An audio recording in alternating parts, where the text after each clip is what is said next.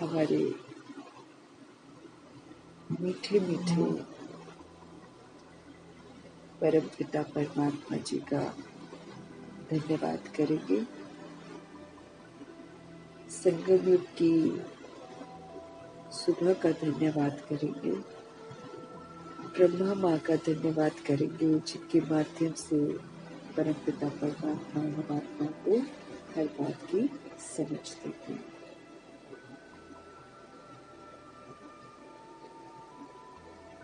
मीठे मीठे परमात्मा जी को हाजिर नाजिर करके, ब्रह्मा माँ को हाजिर नाजिर करके, दोनों शक्तियों की मौजूदगी में हम सभी आत्माएं प्रभु जी के महावाक्य प्रभु जी से ही समझेंगे और यूनिवर्स की सारी सोल्स जो द्वापर युग से आती हैं, उन सभी को भी समर्पित करेंगे इन्हीं दुआओं के साथ कि परमात्मा महावाक्य की जो शक्ति है वो उन तक भी पहुंचे,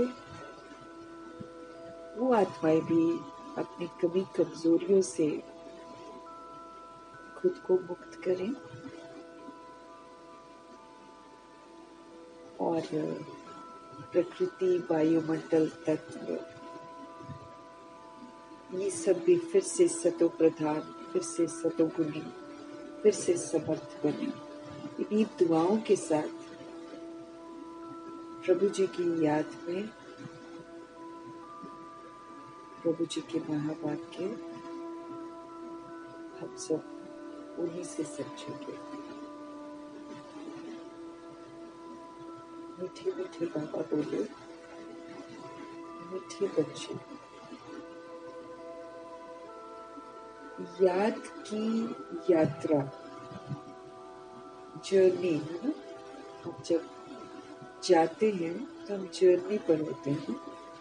बस ये संगम युग जो है ना, ये पूरी हमारी यात्रा ही है। ये लगातार ही हमको करनी है। इसी में रहते हुए हम इस विषय वितरणी नदी को पार करेंगे।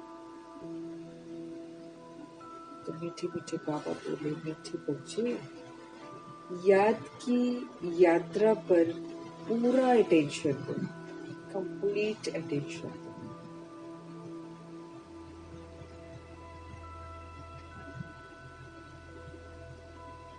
इससे ही तुम सतो प्रधान बनेंगे और कोई रास्ता नहीं है। हमारे पापों के भस्म होने का रास्ता याद है और हमारे सतो प्रधान पवित्र बनने का रास्ता महज एक है और वो है पवित्रता के सागर की याद की यात्रा में रहना। फिर हम आत्माओं को फरमान मिला हुआ है कि संगम में फिर हम किसी और को याद न करें, है ना। क्योंकि देहधारियों को याद करके ही तो हम गड़बड़ हो गए, अपनी देह को भी और दूसरे देहधारियों को भी याद कर करके ही तो हम कलयुगी बन गए, शूद्र बन गए। अब हमको वो सारा शूद्रपन हटाना है और वो शूद्रपन 63 जन्मों का हो गया है, जिसमें 42 जन्म का तो कुछ ज्यादा ही हो गया है। उससे हमको मुक्त होना है। इसलिए संगम युग का ये थोड़ा सा समय, क्योंकि हर आत्मा अपने अपने समय पर जागती है, अपने अपने समय पर उसको उतना ही समय मिलता है, तो समय तो कम है। अब ब्रह्मा जी और सरस्वती जी के पास तो 100 वर्ष थे, तब भी उन्होंने समय की अहमियत को समझा, उन्होंने अपनी गलतियों को महसूस किया, उन्होंने शिव बाबा का पूरा रिकॉर्ड रखा। इसलिए उन्होंने जल्दी जल्दी अपने आप को परिवर्तन करके संपूर्ण पवित्र बनाकर व्यक्त के कर्तव्य पूरे करके और व्यक्त के कर्तव्य अब पूरे कर रहे हैं। लेकिन हम सोल्स जो हैं, हमें बहुत बाद में हमने रियलाइज किया, उसमें भी रियलाइजेशन की परसेंटेज है। अभी फुल रियलाइजेशन हो जाए तो सारे प्रश्न ही हमारी जिंदगी के खत्म हो जाए और हम पूरा प्रभु पर फिदा हो जाए। तो अब थोड़ा सा समय जो है हमारे पास, उसमें हमारे मीठे परमात्मा हम आत्मा को समझ देते हैं कि निरंतर आप याद की यात्रा पर रहो, उस पर पूरा अटेंशन दो। इससे तुम सतो प्रधान बन जाएंगे। प्रश्न है,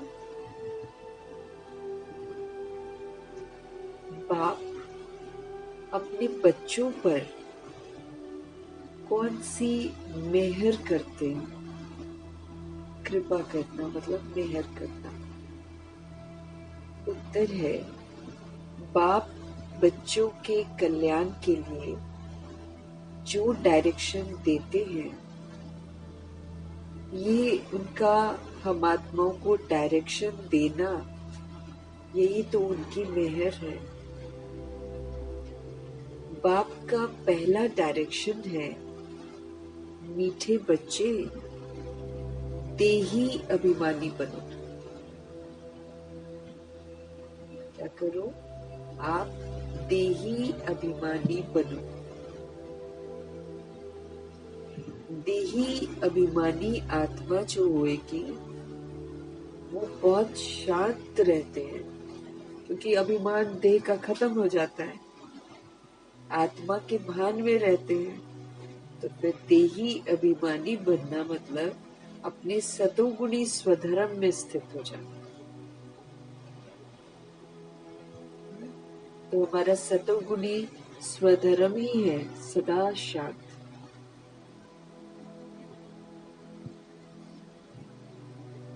देही अभिमानी जो होते हैं वो बहुत शांत रहते हैं। उनके ख्यालात जो है ना, वो फिर उल्टे नहीं चल सकते, वो सीधे ही चलेंगे, है ना। वो सदा यही कहेंगे, मेरा जो अपना असली स्वरूप है ना, उसी में रहेंगे।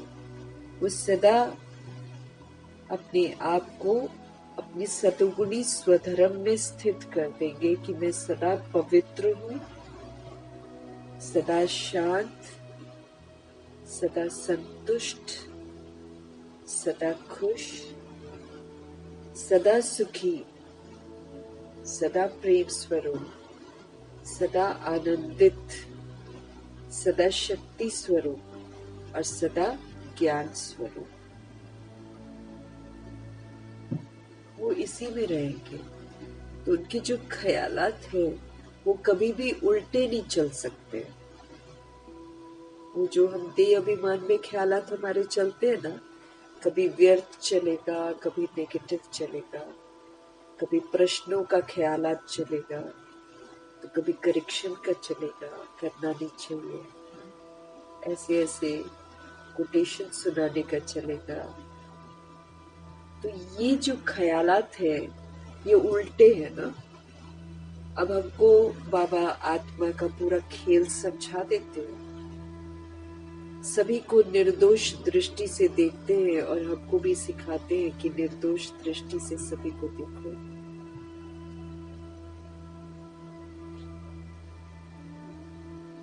तो हमको भी वैसे ही सीखना है और वैसे ही अपने आप को चेंज करना है। तो बाप जो है वो अपने बच्चों पर कौन सी मेहर करते हैं? बाप बच्चों के कल्याण के लिए जो भी हम आत्माओं को डायरेक्शन देते हैं, वो डायरेक्शन देना उनकी कृपा है। बाप का पहला डायरेक्शन है, मीठे बच्चे देही अभिमानी बनो। अपने को आत्मा समझो और आत्मा का जो सतोगुणी सत्युगी स्वधर्म है उसमें टिको।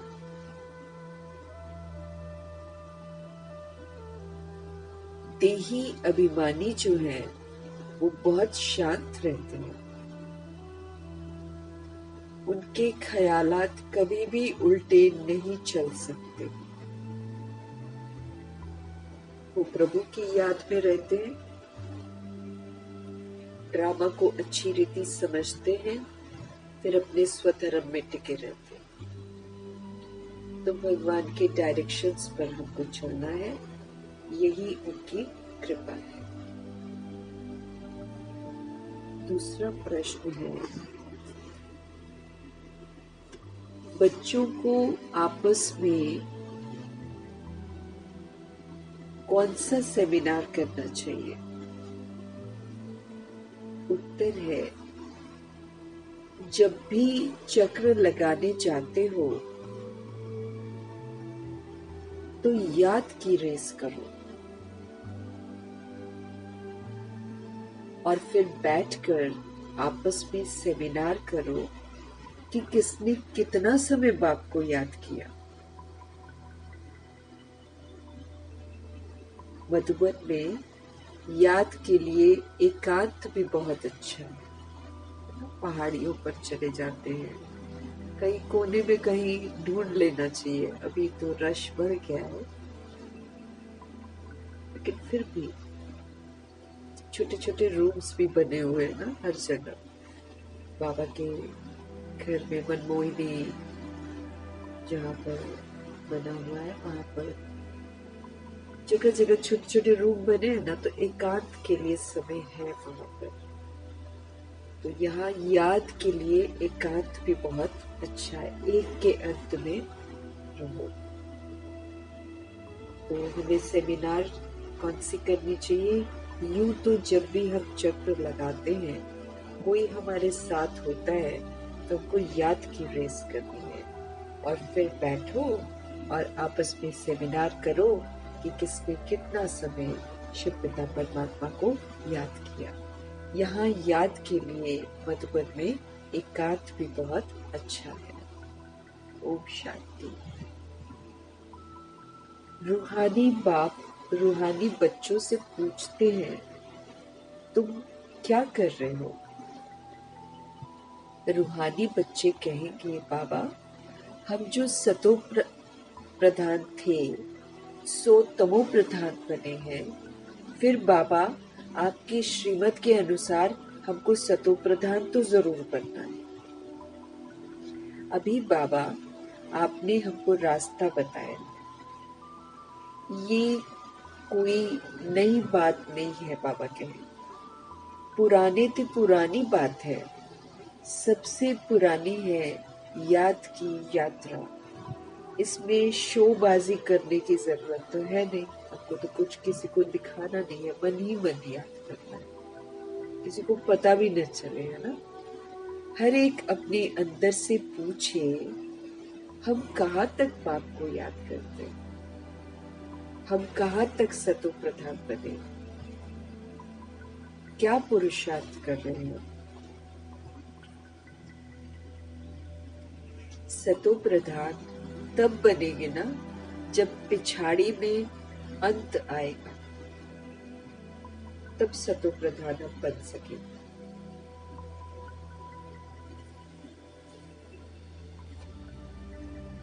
उसका ही तो साक्षात्कार होता रहेगा। कोई जो कुछ करता है सो अपने लिए ही तो करता है। हम कोई एहसान थोड़ी करते हैं प्रभु जी पर याद करके। याद से मेरे को ही तो फायदा है।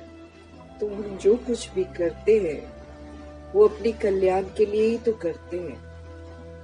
बाप भी कोई मेहर नहीं करते हैं, बाबा मेहर करते हैं जो बच्चों को डायरेक्शन देते हैं, उनके ही कल्याणार्थ करते हैं। बाप तो है ही कल्याणकारी। कई बच्चे उल्टे ज्ञान में भी आ जाते हैं। बाबा फील करते हैं, देह अभिमानी मगरूर होते हैं। घमंड होता है ना, देह का अभिमान जब होता है तो घमंडी बन जाते हैं, अहंकार सा आ जाता है।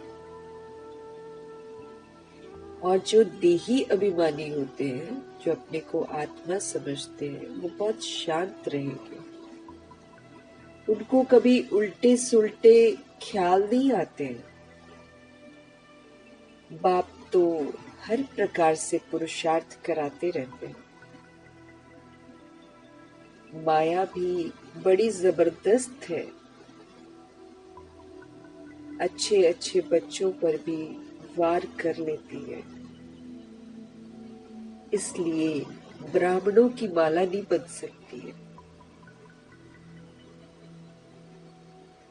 आज बहुत अच्छी रीति याद करते हैं, कल दे अहंकार में ऐसे आ जाते हैं जैसे गिरगिट।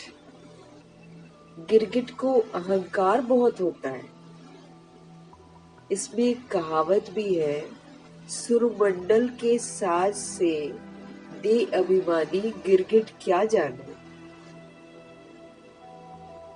कहावत होगी कोई, है ना? कहावत है, सुरमंडल के साज से दे अभिमानी गिरगिट क्या जाने। दे अभिमान जो है ना, ये बड़ा खोटा है। ये आत्मा को तुच्छ बना देता है। बड़ी मेहनत करनी पड़ती है, ऐसे नहीं छूटता ये जो देह का अभिमान है, इसमें सारी कमी कमजोरियां समाई हुई है। तो ये है बड़ा खोटा, बड़ी मेहनत करनी पड़ती है बाबा के। इससे मुक्त होने के लिए ना बहुत मेहनत करनी पड़ती है।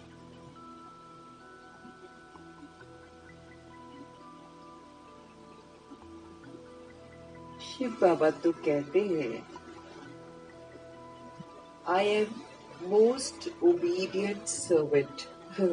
हमारे भगवान जी ऊंचे तो ऊंचे भगवान है, ऑलमाइटी अथॉरिटी है, लेकिन कितने हम्बल है, कितने निरअहंकारी है, जो आकर कहते हैं I am most obedient servant. रोज पढ़ाते हैं, रोज हम आत्माओं को भिन्न भिन्न विधियों से अच्छा बनाने का पूरा प्रयास करते हैं, युक्तियां बताते हैं। ऐसे नहीं अपने को कहना सर्वेंट और नवाबी चलाते रहे। लेकिन बच्चे क्या होते हैं, बच्चों में नवाबगिरी आ जाती है ना। कहीं का कोई हेड बन जाए तो फिर वो नवाब बनकर फिर बिहेव करते हैं। तो बाबा कहे ऐसे नहीं, अपने को यूं कहना कि हम तो सर्वेंट हैं, और क्योंकि हम लोग भी फिर वैसे ही बोलते ना, बाप समान हम भी सेवाधारी है। ऐसे नहीं बाबा के अपने को कहना सर्वेंट और नवाबी चलाते। मीठे बाबा कहते हैं, मीठे मीठे बच्चों, सतो प्रधान तो जरूर बनना है। इसके लिए तो इसके बिना नहीं चलेगा। सतो प्रधान जरूर बनना है, ये तो बहुत सहज है, इसमें कोई चूं चाल नहीं है। मुख से कुछ बोलना नहीं है हमको, कहाँ भी जाओ अंदर में हमको याद करना है। ऐसे नहीं यहाँ बैठते हैं तो बाबा मदद करते हैं, नहीं, बाप तो आए ही है, बाप तो आए ही है मदद करने। बाप को तो ये ख्याल रहता है बच्चे कहाँ कोई गफलत ना करे, वो ख्याल रहता है।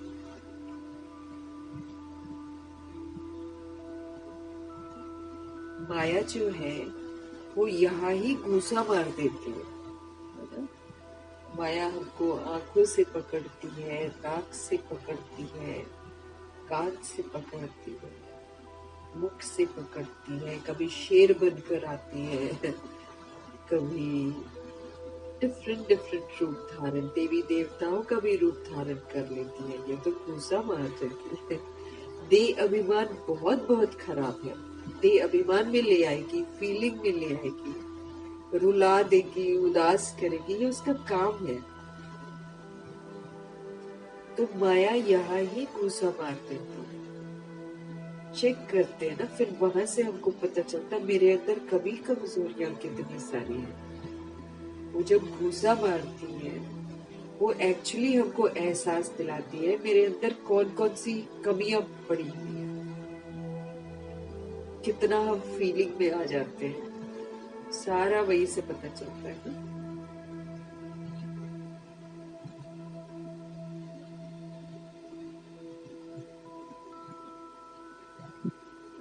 तो बाप तो आए ही है मदद करने। बाप को तो ये ख्याल रहता है बच्चे कहाँ कोई गफलत न करे।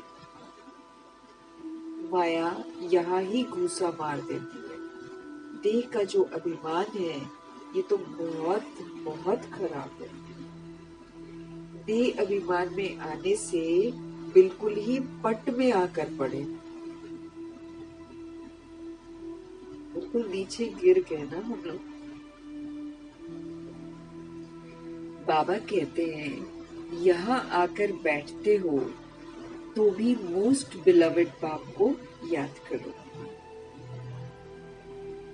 बाप कहते हैं मैं ही पतित पावन हूँ।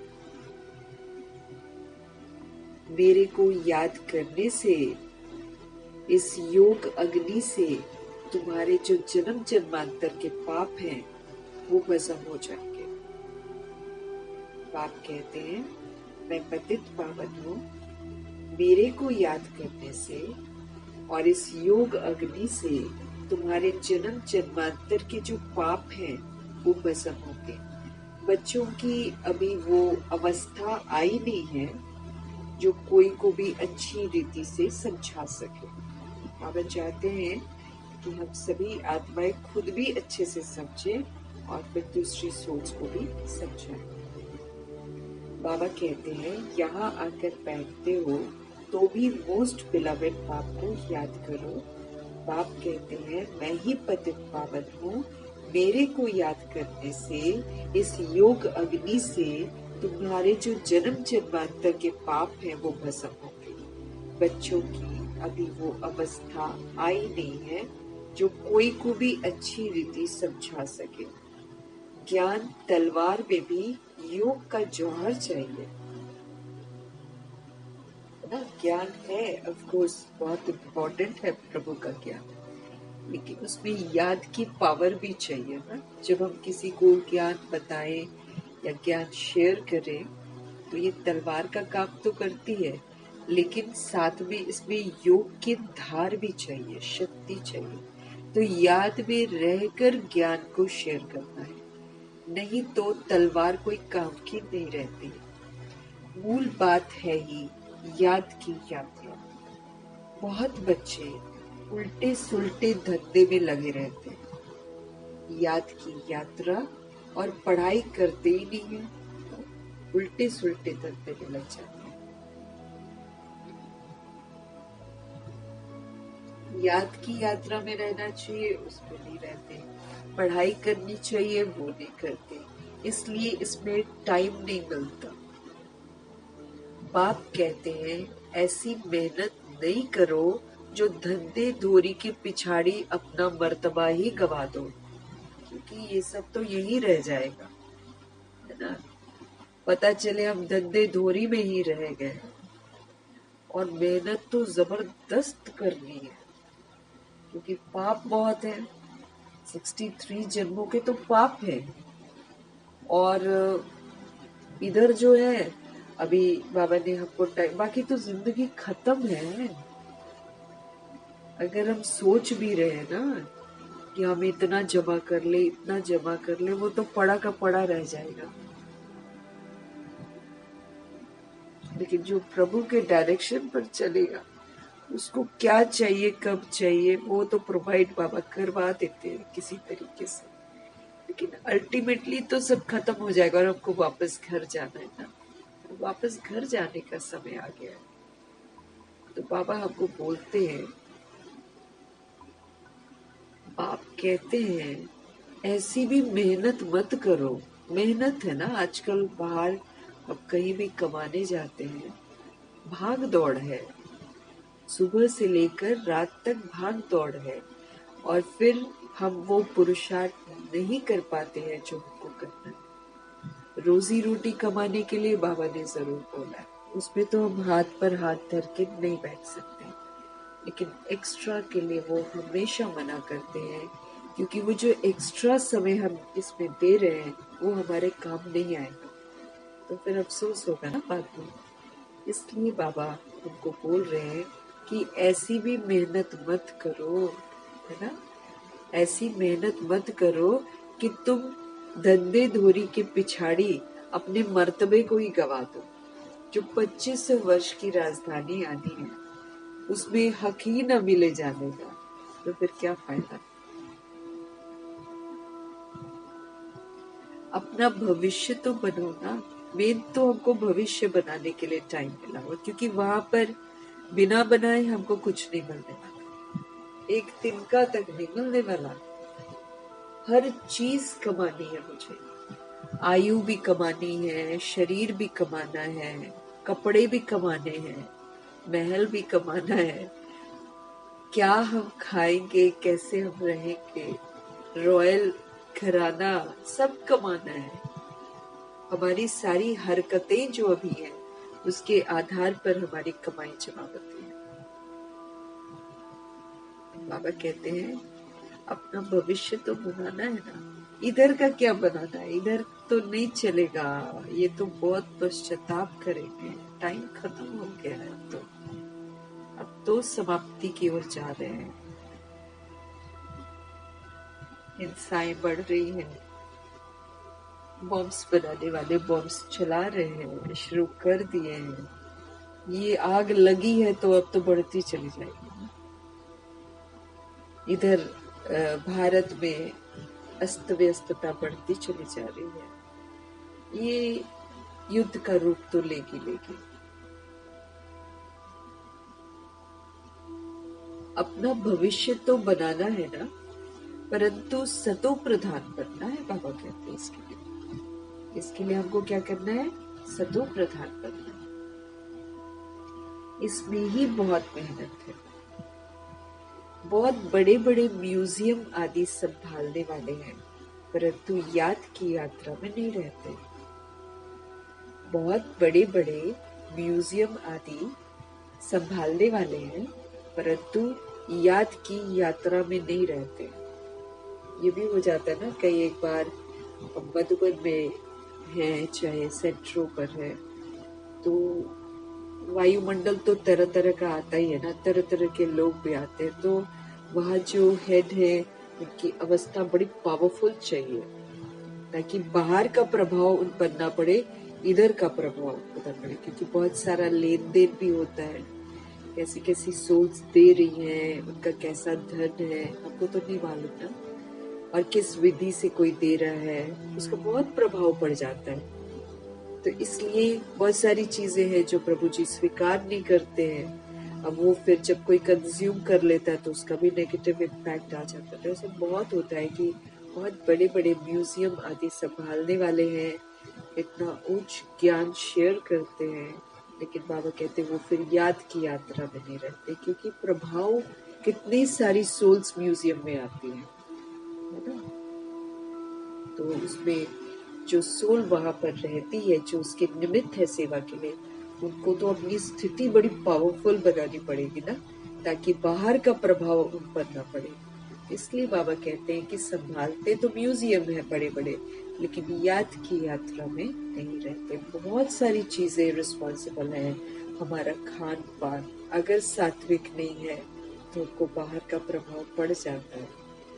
बाबा ने समझाया है याद की यात्रा में गरीब बांधेरियां ज्यादा रहती है ना। अब दुख संकट मुसीबतें जब आती हैं तो याद की यात्रा ठहरती है, प्रभु से योग लगता है। तो जो बांधेरियां हैं, जिनको बंदिशें होती है, वो बाबा को ज्यादा सच्चे दिल से याद करते हैं।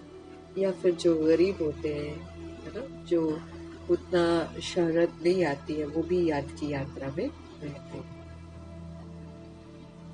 घड़ी घड़ी शिव बाबा को याद करते रहते हैं। शिव बाबा हमारे ये बंधन खलास करो, ऐसा बोलते हैं।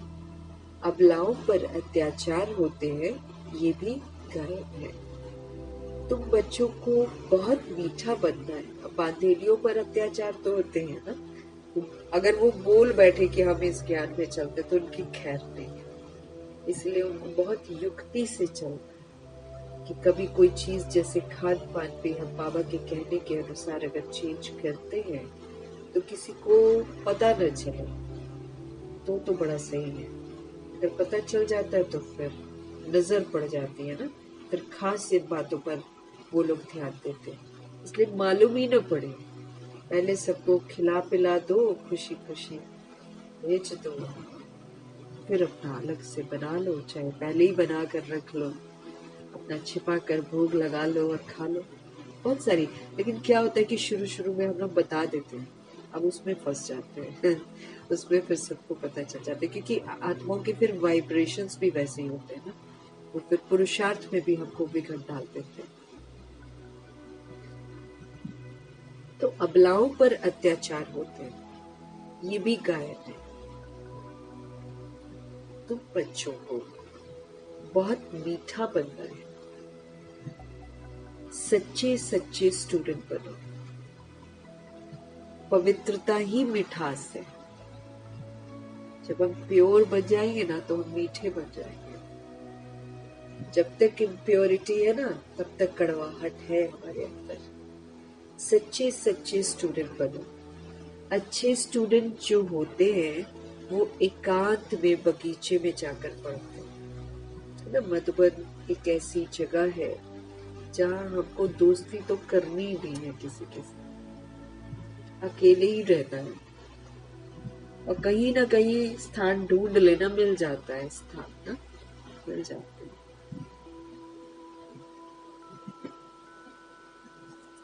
अकेले बैठना चाहे ना हम बैठ सकते हैं। इंटरेस्ट हो ना तो बाबा एकांत दिला देते हैं। कहीं ना कहीं आपको थोड़ा सा सावधान जरूर रहना पड़ता है पांडव भवन में, क्योंकि बाहर जाकर अगर आप बैठते हैं कहीं, क्योंकि अंदर तो छोटी जगह है ना, बाहर कहीं कोने में बचा कर बैठते हैं तो फिर थोड़ा जानवरों का ध्यान रखना पड़ता है। बाकी स्थान तो मिल जाते हैं, कहीं भी आप एकांत में बैठ सकते हैं। अच्छे स्टूडेंट जो होते हैं वो एकांत में बगीचे में जाकर पढ़ते हैं। तुमको भी बाप कहते हैं, बल कहाँ भी चक्र लगाने जाओ, अपने को आप आत्मा समझो और बाबा को आप याद करो। याद की यात्रा का शौक रखो। उस धन कमाने की भेंट में ये अविनाशी धन तो बहुत बहुत ऊंचा है।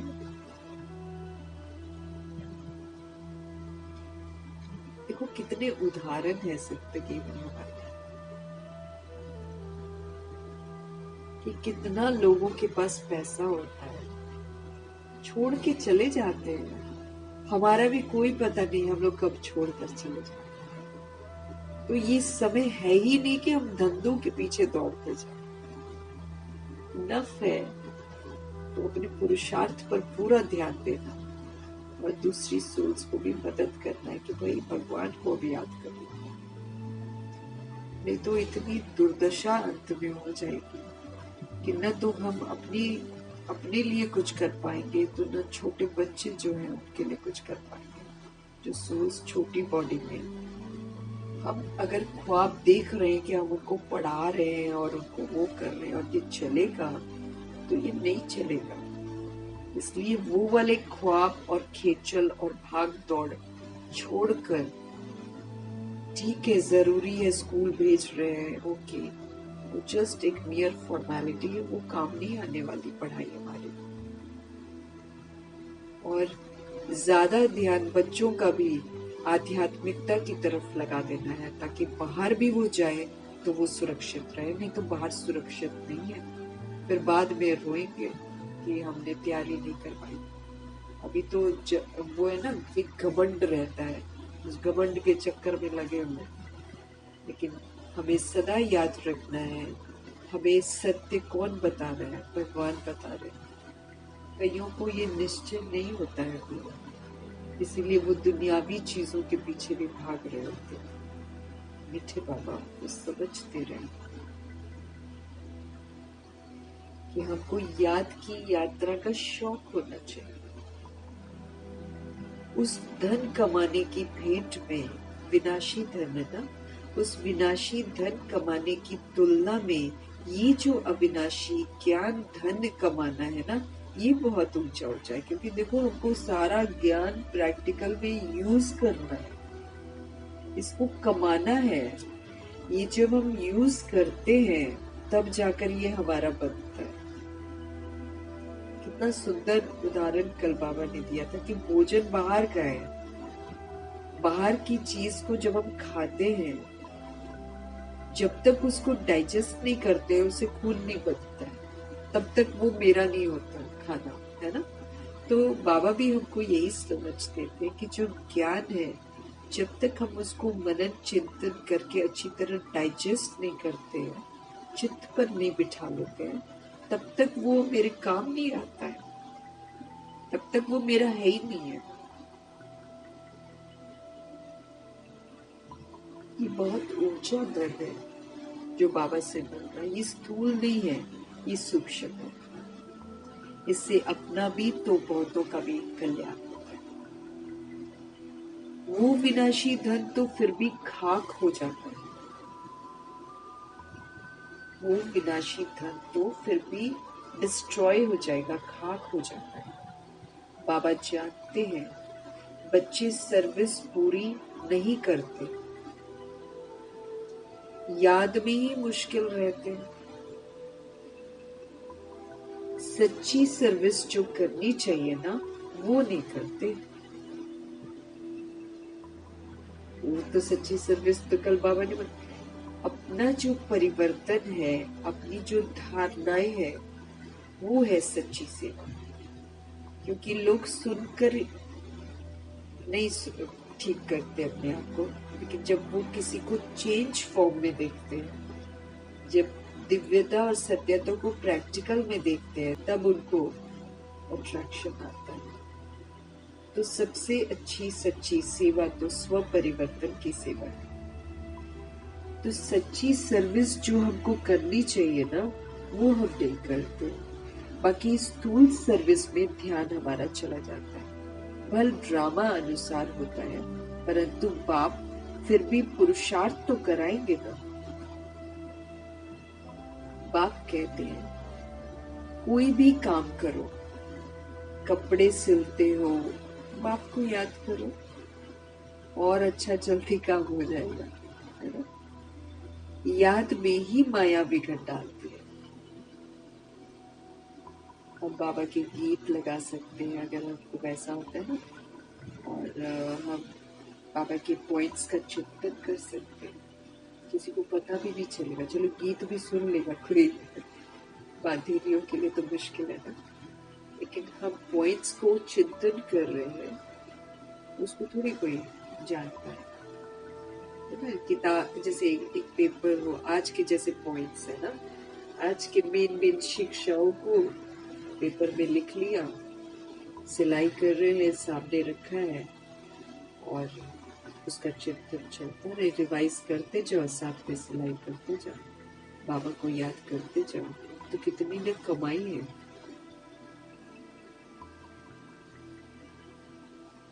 याद में ही माया बिगड़ डालती है। बाबा ने समझाया है, रुस्तम से माया भी रुस्तम होकर लड़ती।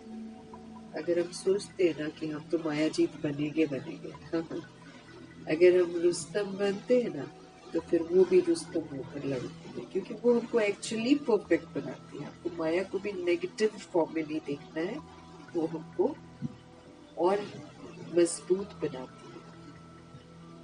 वो आती है तो मेरे को पता चलता है मेरे अंदर कितनी कमी कमजोरियां अभी भी विराजमान है। तो रुस्तम जब कोई बनता है तो रुस्तम होगा, वो छोटी छोटी लड़ाइयां नहीं लड़ेगी, फिर वो रुस्तम उससे भी जीते, फिर नमस्कार कर देते हैं। अगर हम जीत जाते हैं ना, फिर नमस्कार, फिर तंग नहीं करती। बाबा अपना भी बतलाते हैं, ब्रह्मा जी, मैं रुस्तम हूँ, जानता हूँ मैं बेगर टू प्रिंस बनने वाला हूँ, तो भी माया सामना करती है। तो जानता हूँ फिर भी सामना करने आती है। माया किसी को भी नहीं छोड़ती। ये नहीं कि वो भगवान के रथ है तो छोड़ देगी, नहीं, उनको भी नहीं छोड़ती। पहलवानों से तो और ही लड़ती है। कई बच्चे अपने देह के अहंकार में बहुत रहते हैं। हमारे शिव बाबा सदा निरअहंकारी है, हम आत्माओं को भी निरअहंकारी बनाते हैं। तो हमारे बाबा कितना निरअहंकारी रहते हैं, कहते हैं मैं भी तुम बच्चों को नमस्ते करने वाला समझूं। रोज नमस्ते करते हैं बाबा। वो तो अपने को बहुत ऊंच समझते हैं। ये देह अहंकार जो है ना, ये सारा तोड़ना है यहाँ पर। बहुतों में अहंकार का भूत जो है वो बैठा हुआ है, बहुतों में।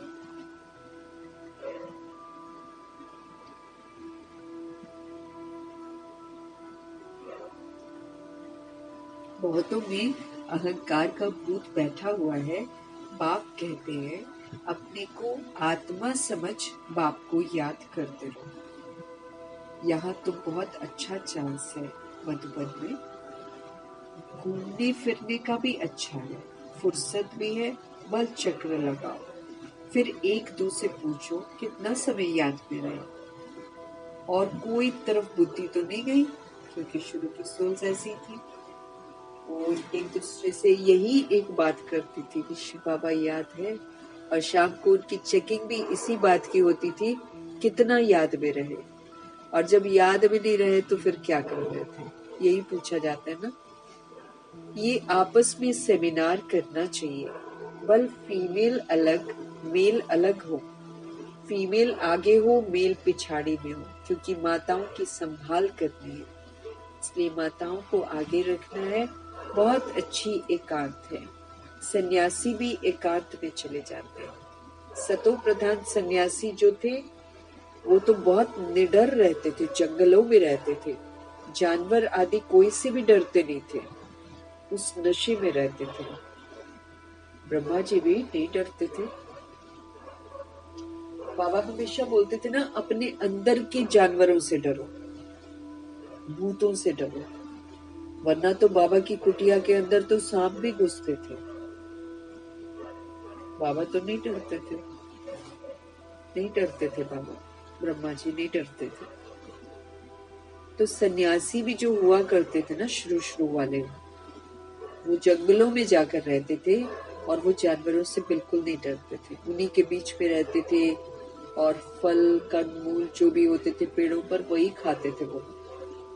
तो बाद में फिर अफकोर्स ना, सन्यासी भी तो बाबा कहते फिर सतो रजो तमो ऐसे होता ही है, मतलब जो सोल आ जाती है वो इस दौर से गुजरती है सब।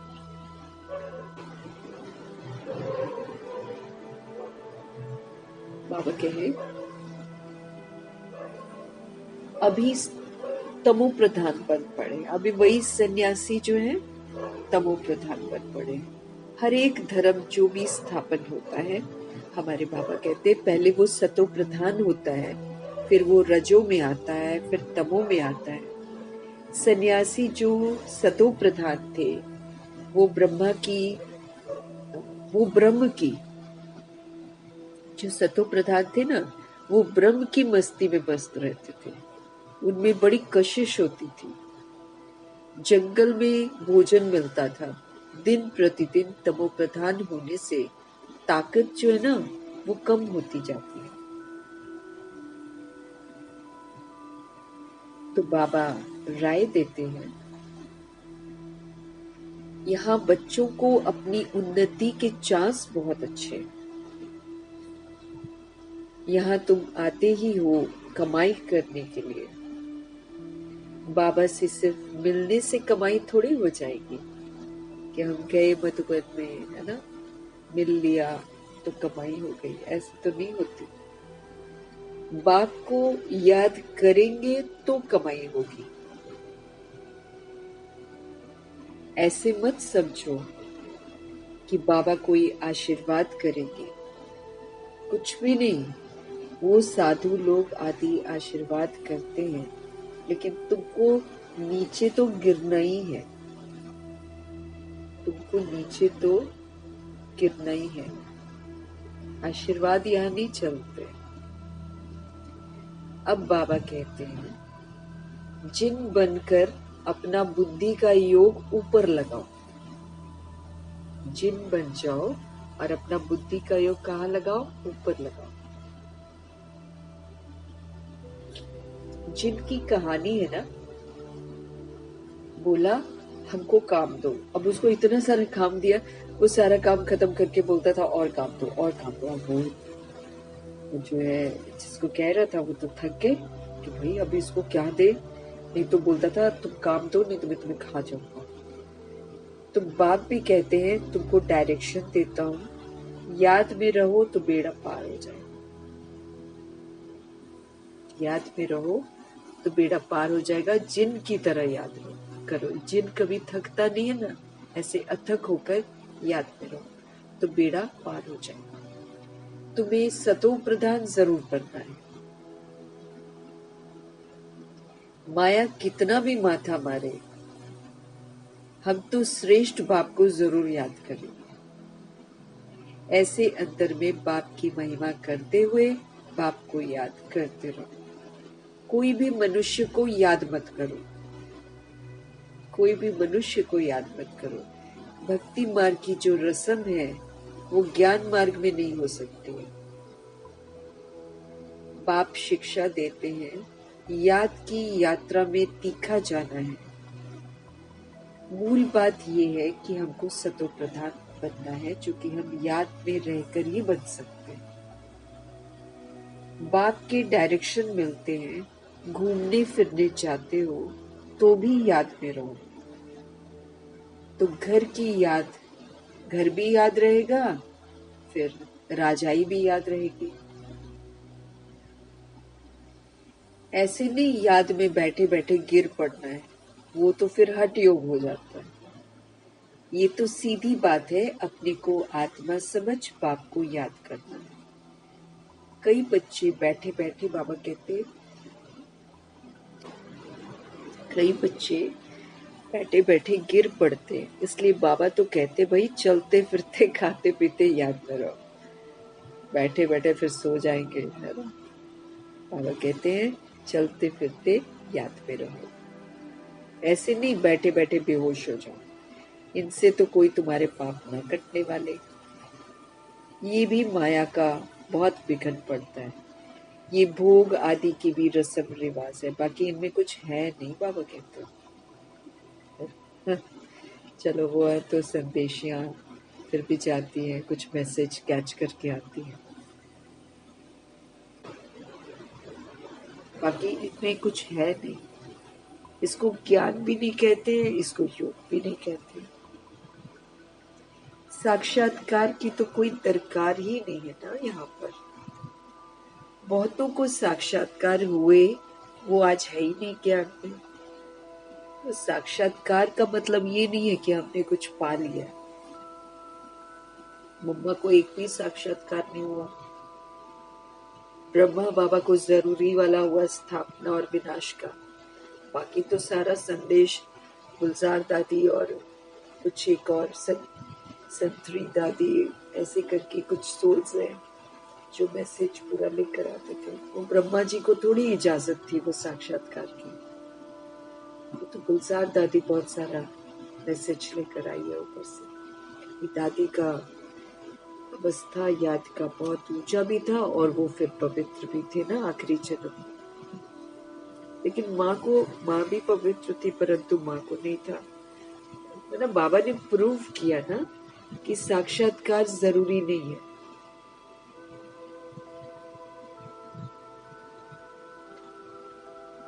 माया बड़ी प्रबल है, स्ट्रॉन्ग है माया। साक्षात्कार की कभी आश भी नहीं रखनी चाहिए, नहीं तो साक्षात्कार में ही गुजार देगी। खामखा के साक्षात्कार कराती रहेगी और फिर आत्मा उसी में उलझ जाएगी और पुरुषार्थ जो करना है वो नहीं करेगी और उसमें घमंड आ जाएगा कि हमको तो ये दिखाई दिया, हमको तो वो दिखाई दिया। इसमें तो बाप को याद करना है सतो प्रधान बनने के लिए। ड्रामा को भी जानते हो, ये अनादि ड्रामा बना हुआ जो रिपीट होता रहता है, इसे भी समझना है। और बाप जो डायरेक्शन देते हैं ना, उस पर भी हमको चलना है। बच्चे जानते हैं हम फिर से आए हैं क्या करने के लिए? राजयोग सीखने के लिए। भारत की ही तो बात है।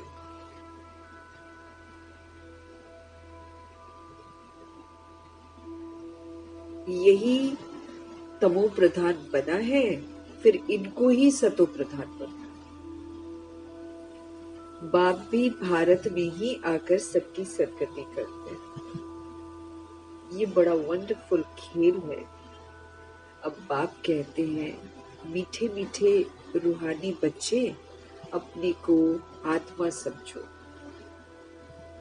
तुमको 84 का चक्र लगाते पूरे 5000 वर्ष हुए। अब फिर तुमको वापस जाना है। ये बातें और कोई भी कह न सके। तुम बच्चों में भी नंबरवार पुरुषार्थ अनुसार निश्चय बुद्धि होते जाते हैं। ये बेहद की पाठशाला है। बच्चे जानते हैं बेहद का बाप हमको पढ़ाते हैं। वो उस्ताद टीचर है, बहुत बड़ा उस्ताद है, बहुत प्रेम से समझाते हैं। कितने अच्छे अच्छे बच्चे जो हैं वो बड़ा आराम से 6 बजे तक सोए हुए रहते हैं। है ना? हमको नहीं मालूम है कौन क्या करता है, इसीलिए आपको किसी के हाथ का नहीं खाना है। अब जो योगी नहीं करते, हम उनके हाथ का खा लेते ना, तो हमारी अवस्था भी वैसी हो जाती है। अब बाप कहते हैं, मीठे मीठे रूहानी बच्चे, अपने को आत्मा समझो। तुमको 84 का चक्र लगाते पूरे 5000 वर्ष हुए हैं। अब फिर वापस जाना है। ये बातें और कोई कह न सके। तुम बच्चों में भी नंबरवार पुरुषार्थ अनुसार निश्चय बुद्धि होते जाते हैं। ये बेहद की पाठशाला है। बच्चे जानते हैं बेहद का बाप जो है वो हमको पढ़ाते हैं। वो उस्ताद टीचर है, बहुत बड़ा उस्ताद है, बहुत प्रेम से समझाते हैं हमें हर एक बात। कितने अच्छे अच्छे बच्चे बड़ा आराम से 6 बजे तक सोए हुए रहते हैं। माया एकदम नाक से पकड़ लेती है, हुक्म चलाते रहते हैं। शुरू में तुम जब भट्टी में थे तो मम्मा बाबा भी जब सब सर्विस करते थे, वो हुक्म नहीं चलाते थे किसी पर भी। ब्रह्मा जी तो करके खुद ही करते थे, किसी को नहीं बोलते थे करो तुम करो तुम करो, खुद करते थे। उस समय के बच्चे फिर जब देखते थे तो फिर लग जाते थे। बिन कहे अपने कर्मों से उन्होंने सिखाया। मम्मा भी ऐसी थी, ऐसा नहीं कि उन्होंने अपना काम दूसरों से करवाया। यहाँ तो फिर हुक्म चलाते हैं। बाबा देखते हैं ना, ये ला दो वो ला दो वो ला दो, है ना। बाबा कहते हैं हुक्म चलाते रहते हैं। शुरू में तुम जब भट्टी में थे तो मम्मा बाबा भी तो सर्विस करते थे। जैसे कर्म हम करेंगे हमको देखकर और करेंगे। अगर एक हुक्म चलाता है और दूसरा जो फॉलो करता होगा वो किसी और पे हुक्म चलाएगा। तो जैसे कर्म हम करेंगे हमको देखकर और करेंगे। बाबा तो जानते हैं कि महारथी हैं, घोड़े सवार हैं, प्यादे हैं, सब नंबरवार हैं। कई बच्चे बड़ा आराम से रहते हैं, बाबा देख रहे हैं। कई बच्चे बड़ा आराम से रहते हैं, अंदर सोए रहते हैं। बाहर में कोई पूछे फलाना कहाँ है तो कहेंगे मैं नहीं, है नहीं।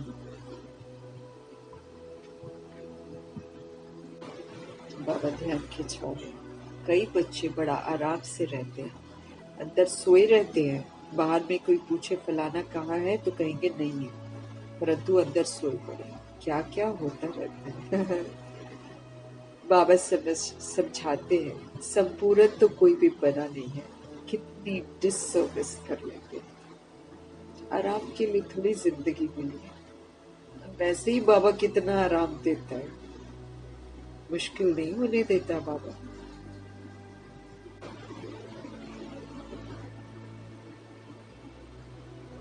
क्या क्या होता रहता है। बाबा समझाते हैं सब पूरन तो कोई भी बना नहीं है, कितनी डिसर्विस कर लेते हैं। नहीं तो बाप के लिए गायन है, मारो चाहे प्यार करो, हम तो तेरा दरवाजा नहीं छोड़ेंगे। यहाँ तो थोड़ी बात पर रूठ भी पड़ते, घर भी चले जाते। योग की बहुत कमी है, इसलिए ऐसा करते हैं। बाबा कितना बच्चों को समझाते रहते हैं, परंतु कोई में ताकत नहीं जो लिखे। योग होगा तो लिखने में भी ताकत भरेगी ना। बाप कहते हैं कि अच्छी रीति सिद्ध करो। गीता का भगवान शिव है, न कि श्री कृष्ण। बाप आकर तुम बच्चों को सब बातों का अर्थ समझाते हैं। बच्चों को यहाँ नशा चढ़ता है, बाहर जाने से खत्म। टाइम वेस्ट बहुत करते हैं। हम कमाई कर यज्ञ को देवे, ऐसे ख्याल रख अपना टाइम वेस्ट नहीं करना। बाबा ने जो सेवा लेनी होगी वो बाबा ले लेते हैं। जरूरी नहीं है कि हम हजारों में और लाखों में दें। अगर हम 100 में भी देते हैं तो उसकी कहीं ज्यादा वैल्यू है। उस 100 को कमाते हुए अगर हम याद की यात्रा में रहते हैं तो पुरुषार्थ करते हैं। अगर लाखों और करोड़ों को कमाने के चक्कर में हम अपना टाइम वेस्ट कर रहे हैं कि हम यज्ञ में लगाएंगे तो उसका तो एक पैसा भी बाबा नहीं लेंगे, क्योंकि वो पुरुषार्थ तो कर ही नहीं रहे ना। वो तो उनका देह अभिमान उनको कह रहा है कमाओ, और कमाई सारी खत्म हो जाती है।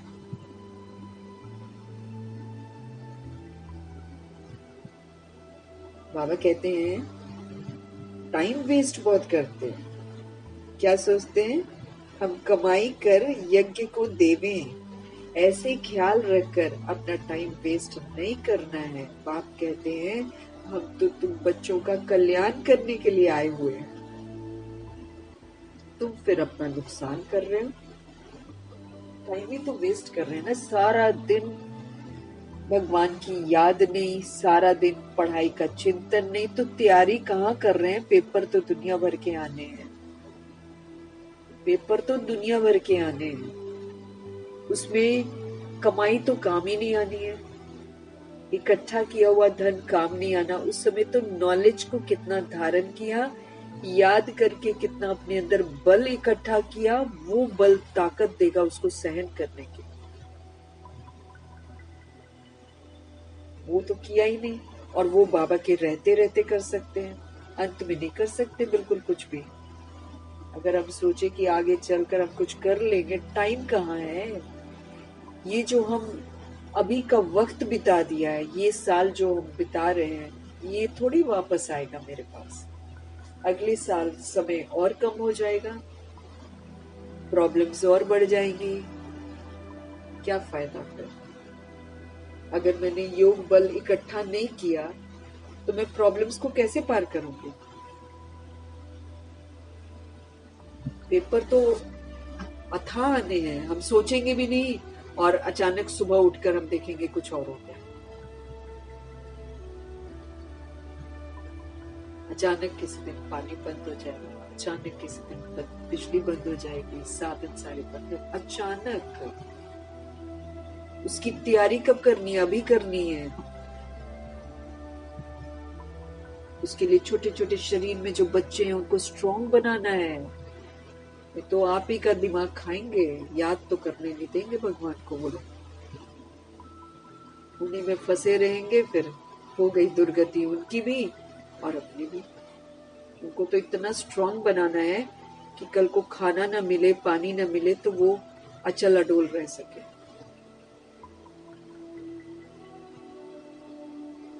इसलिए सादगी का खाना है, क्योंकि जो मिल रहा है आज वो नहीं मिलेगा कल। आदत डालेंगे, मुसीबत में फंस जाएंगे। बाबा क्यों सादगी में आए। ब्रह्मा जी को देखो ना, सबसे पहले एकदम वो क्या रिच नहीं थे, बहुत रिच थे। जमीन पर तो वो लोग पैर नहीं रखते थे, कारपेट बिछे हुए थे सब जगह। राजाओं के साथ लेन देन था उनका, उठना बैठना उनका राजाओं के साथ था, उस समय के राजा थे, उनके समय में राजा लोग थे। कितना वास्ट परिवर्तन उन्होंने किया है। एक धक से धन दौलत छोड़ दी, एक धक से सादगी में आ गए, खान पान की सादगी, रहन सहन की सादगी, उसको बोलते हैं ना परिवर्तन।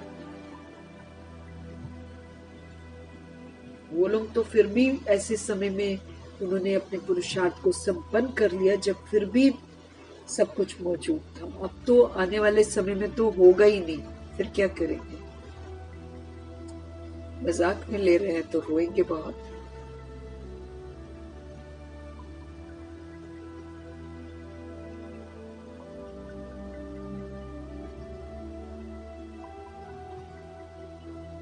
यज्ञ में पैसे, हाँ, यज्ञ तो ये ऐसा है कि हम 2-2 रुपया 10-10 रुपया भी डाले ना तो लाखों के उसमें है, और लाखों डालो तो वो कुछ के उसमें नहीं है, क्योंकि वो देह अभिमान में दिया हुआ पैसा। तो ये सोचकर कि हम यज्ञ में पैसा लगा, वो भी अंतिम समय। अब तो बाबा धीरे धीरे किसी से लेगा भी नहीं, उसमें ये ख्याल रखे कि हम यज्ञ में पैसा दें। अपना टाइम वेस्ट नहीं करना है। बाप कहते हैं हम तो तुम बच्चों का कल्याण करने के लिए आए, तुम फिर अपना ही नुकसान कर रहे हो। यज्ञ में तो जिन्होंने कल पहले मदद की है वो करते रहते हैं। अब कई सोल्स हैं जो बाबा के घर में नहीं वैसे आते हैं, लेकिन वो बहुत सारा पैसा भेजते हैं, बहुत अमीर है वो लोग। तो बाबा वही बोल रहे हैं कि कल पहले जिसने यज्ञ में मदद की है वो करते रहते हैं और करते रहेंगे। तुम क्यों अपना दिमाग खराब कर रहे हो? क्यों माथा मार रहे हो? ये करें वो करें, यहाँ से पैसा कमाए वहां से पैसा कमाए, तुम क्यों माथा मार रहे हो अपना? जहां से आना है वहां से आ जाएगा। ड्रामा में नूंद है। जिन्होंने बीज कभी बोया था वो अभी भी बोएंगे। यज्ञ का तुम चिंतन क्यों करते हो? तुम पुरुषार्थ का चिंतन करो, तुम अपना कल्याण करो, तुम अपने को मदद करो।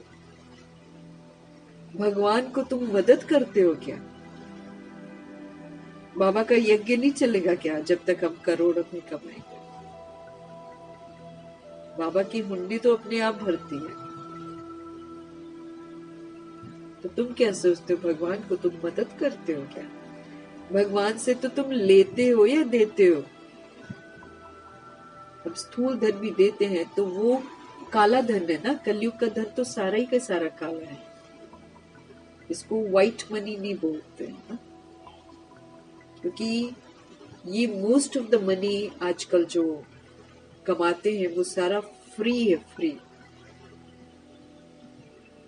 सृष्टि का नियम है जितना काम किया उतना कमाई।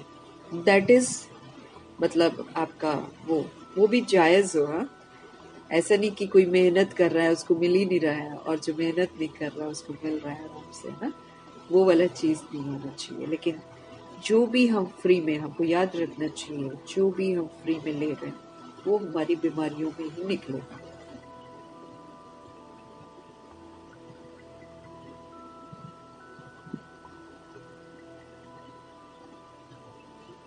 भगवान को तुम मदद करते हो क्या? भगवान से तो तुम लेते हो या देते हो? तो हम जब काला धन वहां पर लगाते हैं ना, काला धन को क्या बोले, जो भी उसमें अगर फिर भी कहीं पर कुछ होगा, दिल से किसी का भला किया होएगा, मतलब किसी को परमात्मा से जोड़ना मतलब भला करना, ये एक कार्य है जो हम करते हैं जिसमें धन जो है सफल, जैसे कहते नहीं बाबा, सफल उसकी होती है जिसने धनी के नाम किया, बस उतना ही सफल होता है हमारा। धनी के नाम करना मतलब किसी को प्रभु का बना दिया, बस। That money is worth money, जिसको बोलते हैं, सफल हो जाता है।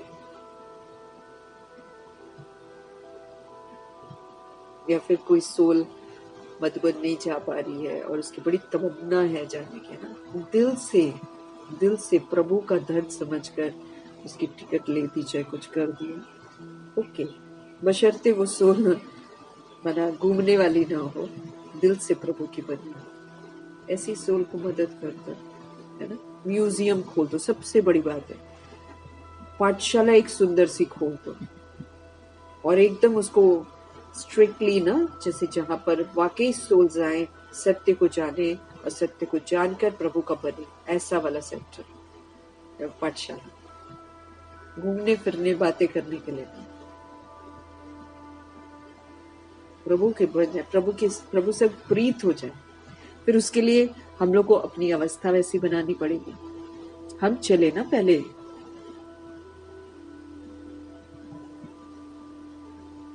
तो बाबा कह रहे हैं तुम तो लेते हो ना, देते क्या हो तुम?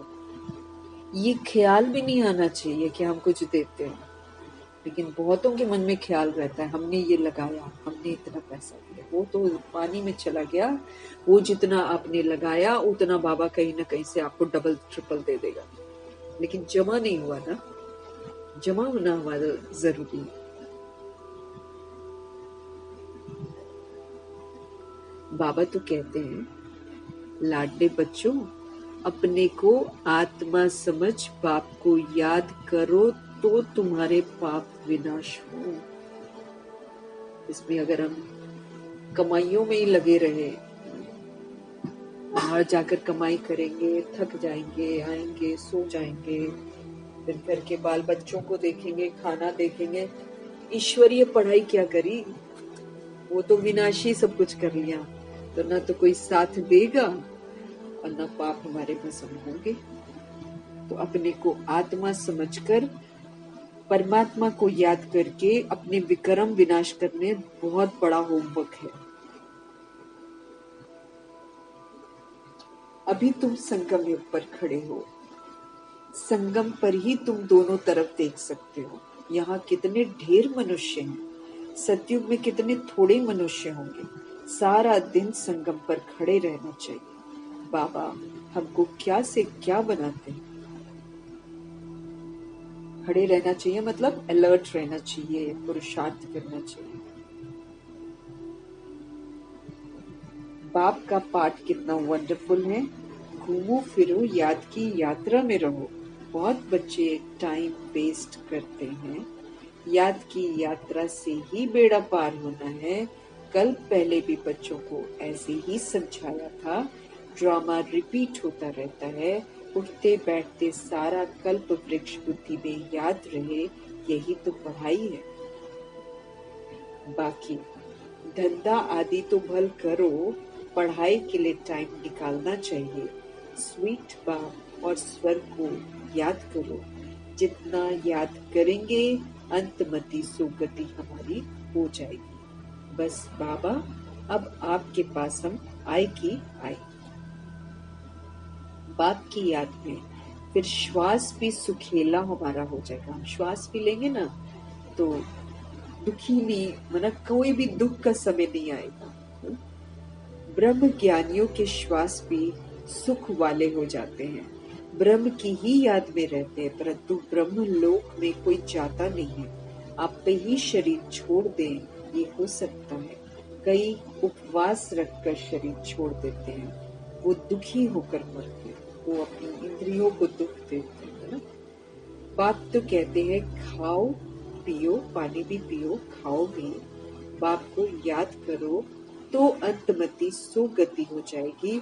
मरना तो है, शरीर तो मरेगा, तो हमको तैयारी तो करनी है, लेकिन मरते समय प्रभु याद रहे और मुझे कोई भी चीज याद ना आए, न पैसा, न वैभव, न मकान, न रिश्ते, न अपना शरीर। इससे भी डिटैच रहना, क्योंकि इसको छोड़ना है ना, इसको तो छोड़ना है। दादियां कितना डिटैच हो गई थी, बहुत डिटैच थी दादियां।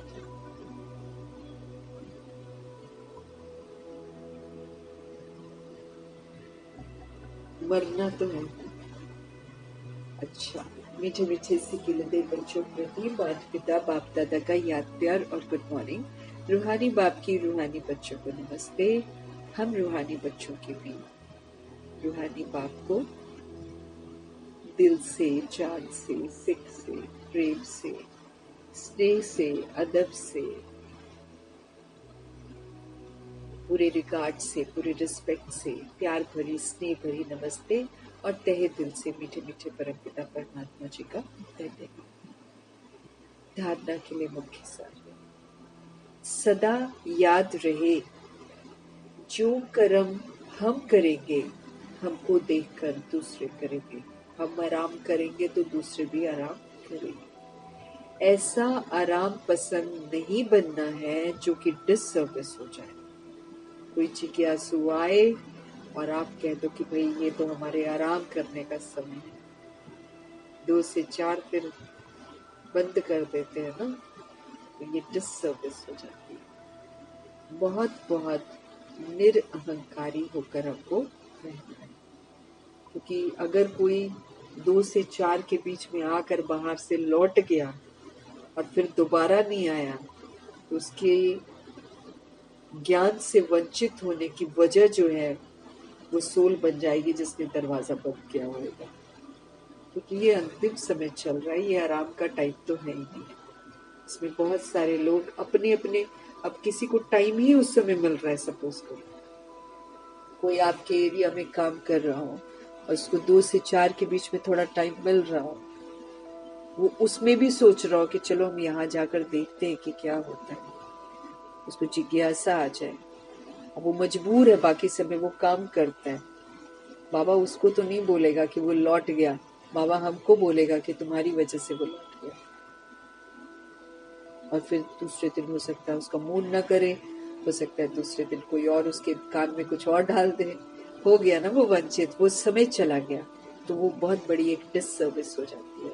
इसलिए हमको अहंकार नहीं करना है, हमको ऑर्डर नहीं चलाने हैं किसी पर। हम सभी सेवाधारी हैं और हमेशा सेवा पर है। हम हमेशा सेवा पर है। सोए हुए को भी अगर कोई नॉक करके उठाए तो भी उठना है उसी समय। ब्रह्मा जी तो भाई ऐसे ही थे, जागृत अवस्था में रहते थे। अपने को आप ही मदद कर अपना कल्याण करता है। God helps only those who help themselves. जो खुद की मदद करते हैं, परमात्मा उन्हीं की मदद करते हैं। धंधे धोरी में ऐसा बिजी हमको नहीं होना है जो याद की यात्रा और पढ़ाई के लिए हमको टाइम ही न मिले।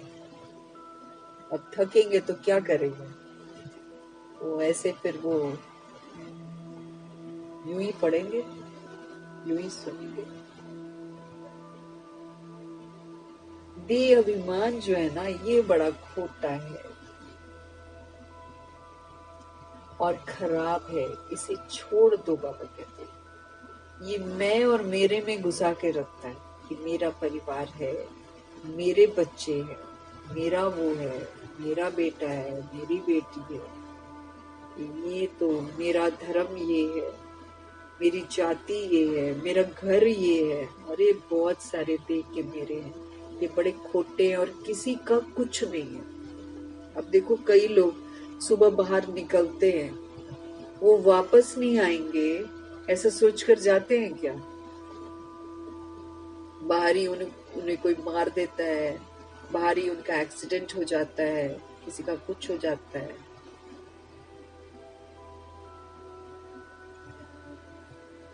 जैसे इस वर्ष हुआ, पूरा परिवार पिकनिक मनाने गया। सोचा था कि पिकनिक से हम वापस ही नहीं आए, पिकनिक में ही खत्म हो गए सारे के सारे। प्रॉपर्टी बनाई, मैं मेरे के कितने गीत गाए। छोटा बेबी भी गोदी वाला वो भी मर गया साथ में, माँ के साथ ही अंदर पानी में चला गया। कोई पता है क्या किसी का? किसी का कोई पता नहीं। हम बिल्कुल अनप्रेडिक्टेबल समय में चल रहे हैं। कोई भी कभी भी शरीर छोड़ सकता है। क्यों? क्योंकि इस समय हिसाब किताब का दौर है। इसलिए बहुतों का जल्दी जल्दी शरीर छोड़कर जल्दी जल्दी जन्म लेकर हिसाब किताब चुकते हो गए। इसलिए अभी बहुत जल्दी जल्दी लोग मरेंगे। फिर जिसको शरीर मिल गया वो शरीर लेगा, जिसको नहीं मिलेगा वो फिर अपना जो है ना, जो 8वां पेपर है ना, जो भूत प्रेतों वाला पेपर है, वो पेपर लेंगे वो। भटकती हुई रूहें, तमो प्रधान रूहें जो पाप कर्म बहुत करती हैं, वो फिर इधर उधर प्रवेश करेंगे। बहुत पुरुषार्थ है। देही अभिमानी बनना, संपूर्ण पवित्र बनना, अपने सारे विक्रम विनाश करना, भगवान के दिए हुए सारी ड्रिल्स करना, होमवर्क करना, पढ़ाई पूरी करना, बहुत है हमारे पास, बहुत है। जो आत्मा उन चीजों को अहमियत नहीं देकर बाहर जबरदस्ती उलझ रही है, जरूरत नहीं है फिर भी उलझ रही है, भाई वो तो बहुत पश्चाताप करेगी। उनको रियलाइज होगा कि हमने ये वाला टाइम इसमें यूटिलाइज करना था, हमने कहाँ कर दिया। क्योंकि ड्रामा तो निहत्था कर देगा सब। इस दुनिया में आकर मनुष्य जो है घमंड में कहता है ये हमारा है, ये हमारा है, ये मेरी जमीन है, वो मेरी जमीन है।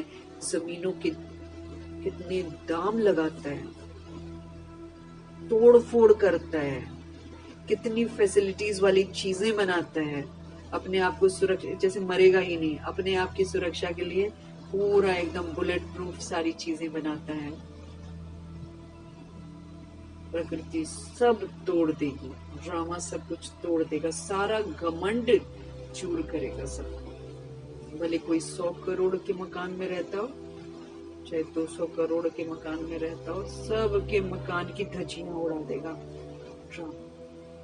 क्योंकि सृष्टि है ना, सृष्टि हमको रहने की जगह देती है, लेकिन जब हम इसको इनडिसिप्लिन्ड हो जाते हैं, जब हम इस पर आकर अपना हक जमाते हैं, उस हक का घमंड तोड़ती हैं सारी आपदाएं और युद्ध।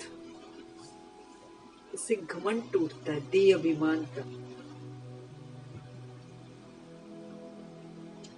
तो सबको ड्रामा निहत्था कर देगा।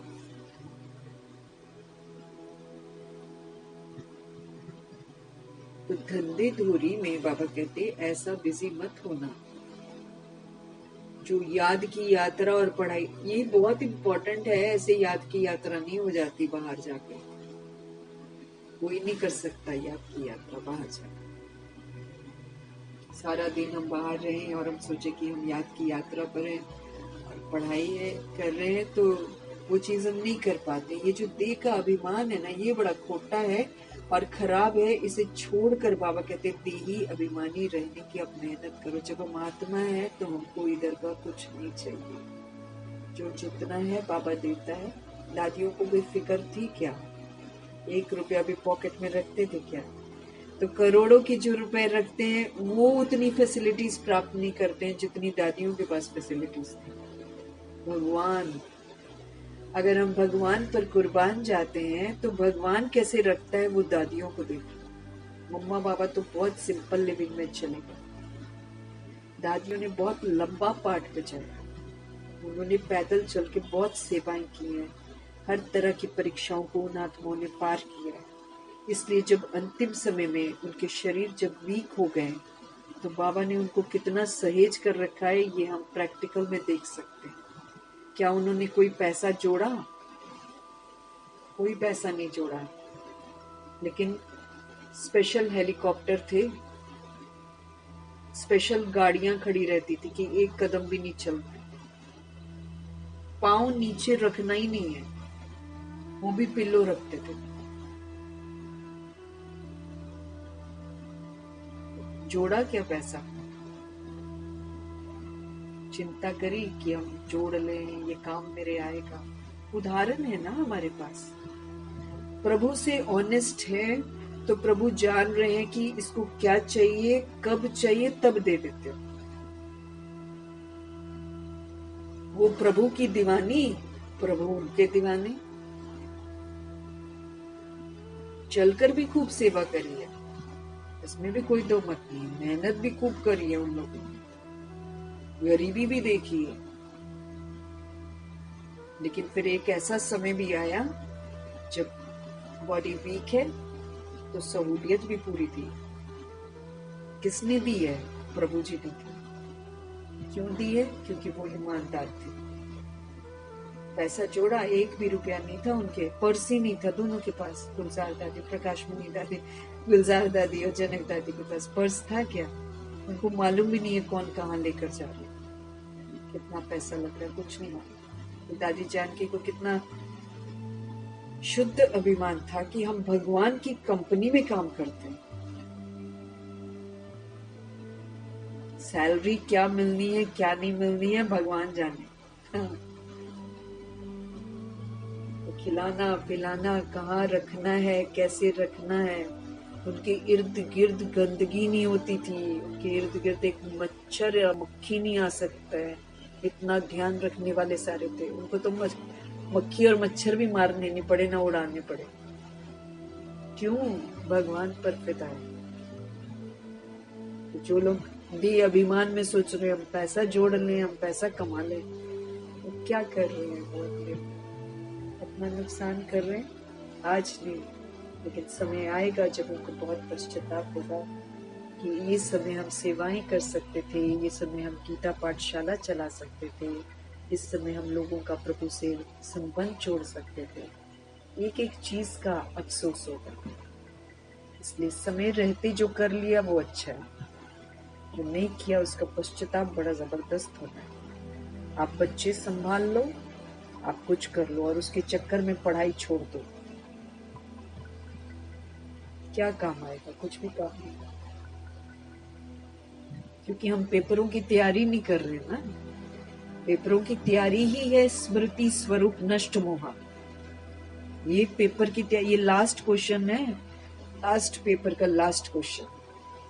इसके लिए कितनी मेहनत चाहिए, उसकी तैयारी ही नहीं कर रहे हैं। तैयारी नहीं करेंगे तो फिर अंत में क्या हो जाएगा? असफल हो जाएंगे ना। देख के अभिमान को छोड़ना, ये कराता है हमसे खोटे काम। ये कहेगा कमा लो कमा लो, ये कहेगा शरीर के लिए चाहिए, ये कहेगा ये चाहिए वो चाहिए चाहिए चाहिए चाहिए के चक्कर में ये दे अभिमान। सारी दुनिया को देख लो, जो लोग शरीर छोड़ते हैं उनको देख लो। गाड़ी भी है, सुरक्षा भी है, बंगला भी है, फिर भी जब मरना है तो मरना है। फिर तो घर से निकले हैं, वापस घर नहीं आ रहे। तो परिवार को शॉकिंग लग रहा है, विश्वास नहीं होता उनको। ऐसे झटके अभी कितने लगने हैं सब।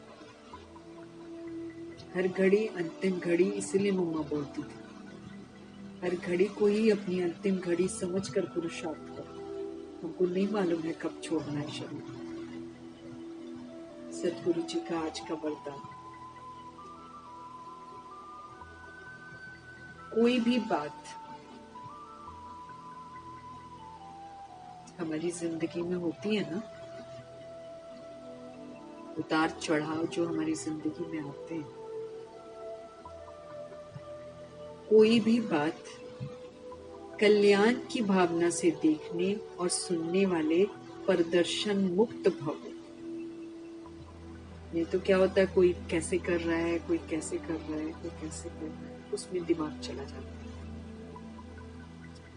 अब ये जो प्रदर्शन और परचिंतन की बीमारी हमको लगी हुई है, इस बीमारी से हमको मुक्त होना है।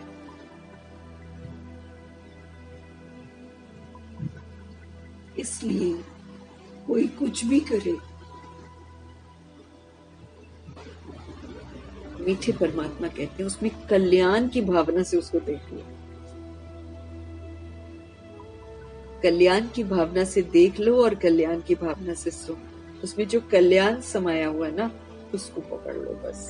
बाकी उल्टा कर रहे हैं, क्या कर रहे हैं, उस प्रदर्शन से मुक्त रहो। वो तो ये ड्रामा ऐसा है कि जो भी आत्मा उल्टा कर रही है उसको छोड़ेगा थोड़ी, वो तो एक्यूरेट हिसाब लेगा।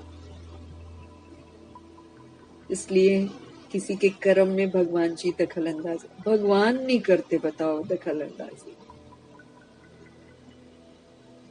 डिटैच रहते हैं क्योंकि उनको मालूम है कि सृष्टि रूपी ड्रामा में एक्यूरेट हिसाब मिलेगा। ऐसे ही हमको भी बताते हैं कि तुम किसी के कर्मा में हस्तक्षेप मत करो। जितना संगठन बड़ा होता जाता है, बातें भी उतनी ही बड़ी होती जाएंगी, लेकिन अपनी सेफ्टी तब है जब हम कुछ भी देखते हुए न देखें, उसका प्रभाव मेरे पर न पड़े, सुनते हुए न सुने, क्योंकि संगठन में भी बहुत सारी बातें हैं ना। देखो, कलयुग जो बना है आज, वो सारा कलयुग का लॉ कौन बना रहा है? 16,108-33 करोड़ आत्माएं। इसीलिए जब ये 16,108-33 करोड़ आत्माओं का संगठन बन जाता है तो ये बहुत बड़ा हो जाता है। फिर इसमें बड़ी बड़ी बातें भी आती हैं, लेकिन इसमें सेफ्टी यही है कि जो करेंगे, इसमें ब्लैक मैजिक भी करेंगे, इसमें और भी चीटिंग, चोरी, सब कुछ होएगा, है ना। जो कलयुग में हो रहा है उसका लॉ बन रहा है। यहाँ पर सोल्स खुद ही बनाती हैं लॉ, भगवान नहीं बनाते, सोल्स बनाती हैं। वो फिर जैसा पार्ट बजाती हैं, क्यों कहते जैसा कर्म मैं करूंगा मुझे देखकर दूसरे करेंगे। तो द्वापर युग और कलयुग की सोल्स देख कर करती हैं। इसलिए प्रभाव मुक्त रहना है तो देखते हुए नहीं देखना है, सुनते हुए नहीं सुनना। अपने स्व चिंतन में मुझको रहे, स्व का चिंतन करो। स्व चिंतन करने वाली आत्मा जो है ना, वो प्रदर्शन से मुक्त हो जाती है। जो अपना ही फिक्र करती है, भैया मेरे में ये खामी है, इसको हटाऊं, इसको हटाऊं, इसको करूं, उसको बोलते हैं ना स्वचिंतन। कमी कमजोरियों पर ध्यान देकर उसको हटाना। जब हम इसमें व्यस्त हो जाते हैं ना, तो प्रदर्शन से मुक्त। दूसरों को क्या देखेंगे, भैया अपना ही देख लें, हम अपने को ठीक कर लें, प्रदर्शन से हम मुक्त हो जाएंगे। अगर किसी कारण से हमको सुनना पड़ जाता है कहीं पे, अपने आप को जिम्मेवार समझते हो, तो पहले तो अपनी ब्रेक को पावरफुल बना लो कि भैया सुन लिया है ना, तो उसको आगे नहीं बढ़ा, फुल स्टॉप लगवा दो। अपनी ब्रेक को पावरफुल बना, उसको फिर क्या कहें, जो सुना उसको अंदर लेकर नहीं जाएंगे। देखा सुना, जहां तक हो सका कल्याण किया और फुल स्टॉप। दुआएं दे दी ना, आत्मा इस चीज से मुक्त हो जाए। हमको प्रभु ने समझ दी है ना, तो बाबा ने क्या बोला, सब आत्मा भाई भाई हैं। उसमें कोई प्यादा होगा, कोई घोड़े सवार होगा। तो महारथी क्या करते हैं, महारथी सोल्स जो हैं वो कल्याण की भावना से देखते हुए, दुआएं देते हुए फुल स्टॉप लगा देंगे। वो जैसे नहीं होता, बाबा कहते रिएक्ट नहीं करो, आप रिजेक्ट नहीं करो, आप कोटेशन मत सुनाओ, आप बिंदी लगाओ। कुछ भी होता है तो उसको बिंदी लगा दो, और बिंदी लगाने के बाद शुभ भावना, शुभ काम। परमात्मा की सर्व शक्तियां, उनकी दुआएं, उनकी समझ और मुझ आत्मा की शुभ भावना, शुभकामना यही है, आत्मा इस कमी कमजोरी से मुक्त हो जाता है। बात खत्म। मैंने क्या किया, वो जो सोल उल्टा कर रही है या उल्टा जो भी कर रही है, मैंने उसको दुआएं दे दी, मेरा चिंतन उसके साथ नहीं चलेगा, फिर बात खत्म वही पर। लेकिन जहां कहीं हमने कर ली तो फिर वो आत्मा घुस जाएगी मेरे दिमाग में एकदम, हम फिर उससे निकल नहीं पाते हैं, फिर घंटों वो मेरे चिंतन को ऑक्यूपाई कर लेगी।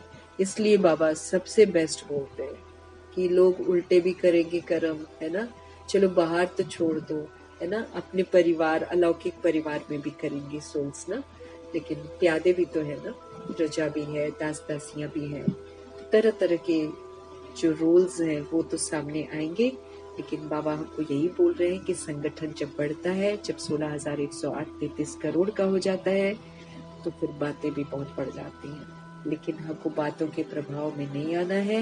इसलिए बाबा आपको बोलते हैं स्वचिंतन में व्यस्त रहो, क्योंकि हमारे तो अपने अंदर ही कितनी सारी खामियां हैं जिनको हमको खत्म करना है। तो उसी में जब हम व्यस्त रहेंगे, उसी को ठीक करने में रहेंगे, तो दूसरे की तरफ मेरा ध्यान क्या जाएगा? अपने को ही अटेंशन देना है। अगर हम होमवर्क करने बैठे भगवान जी का, तो मना हमारे को टाइम नहीं मिलेगा कि हम किसी को भी देखें। इसलिए बाबा हमको युक्ति बता रहे हैं कि सपोज करो जबरदस्ती तुमको कोई सुना ही देता है और तुमको सुनना भी पड़ जाता है, तो तुम क्या करो? तुम कल्याणकारी बिंदी लगा दो। पावरफुल ब्रेक, जैसे उसमें बाबा ने उस दिन बोला था ना कि तुम उसको बढ़ाओ नहीं, दिलचस्पी मत लेना। बस ब्राह्मण परिवार में भी ये जो 16,108-33 करोड़ आत्माओं में भी समाचार फैलते हैं। किसी से कोई भूल हो गई, किसी का कुछ हो गया, कोई प्यादे का हो गया, तो बातें तो आती हैं, लेकिन बाबा ने क्या बोला था? दिलचस्पी मत लगाना, मतलब उसमें दिलचस्पी मत दिखाना, उसको फुल स्टॉप लगा देना, तो बात वहीं पर खत्म हो जाएगी ना। हर वरदान को बड़े ध्यान से देखना है। बाबा क्या बोल रहे हैं? कोई भी बात हो, आप कल्याण की भावना से देखें,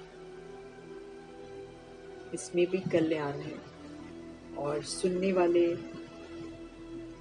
भावना से देखने और सुनने वाले बनो, तो पर दर्शन से मुक्त हो जाएंगे। क्योंकि पर दर्शन जब हम करते हैं, पर चिंतन जब हम करते हैं, तो हम उस सोल के बारे में सोचना शुरू कर देते हैं। फिर अपने दिमाग में चलता है, इसको ऐसे नहीं करना चाहिए, उसको वैसे नहीं करना चाहिए, ऐसे करते हैं क्या, वैसे करते हैं क्या, है ना। जैसे शुरू में हम सब एक्सपेक्ट करते हैं ना, एकदम मुरली पढ़ते हैं ना, हम सोचते हैं एकदम सब परफेक्ट होना चाहिए। तो जब हम परफेक्ट देखते नहीं है, फिर हम मुरली से तुलना करते हैं। धीरे धीरे हमको समझ में आता है कि ब्रह्मा जी से लेकर मम्मा जी से लेकर बाकी सारी जितनी भी सोल्स हैं, हम सब जब तक शरीर में है, हम स्टूडेंट्स हैं। स्टूडेंट्स हम पढ़ते हैं, सीखते हैं, अच्छे बन रहे होते हैं। कोई भी परफेक्ट नहीं होता है।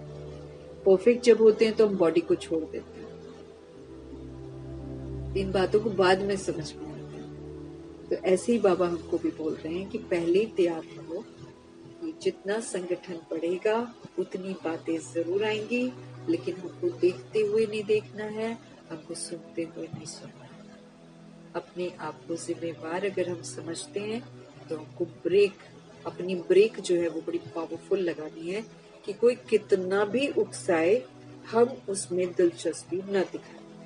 बस अपना मुंह बंद रखा हमने, बात खत्म कर दी, तो वो बात वहां पर खत्म हो जाएगी। जब तक हम उस बात को खत्म नहीं करते ना, तब तक उसका जो इफेक्ट है वो हम पर आता रहेगा और मेरा हिसाब बनता रहेगा। ये प्रॉब्लम है। लेकिन जब हम बिंदी लगा देते हैं, फिर प्रभु जी मेरे रक्षक हो जाते हैं। क्योंकि बाबा का फरमान है बिंदी लगाओ। बिंदी लगाने में एक कल्याण है। बिंदी लगाने से हिसाब किताब सेटल हो जाते हैं। बिंदी लगाने से हम सहनशील बन जाते हैं। ये सारी चीजें जो है ना, वो हमारे अंदर आ जाती है।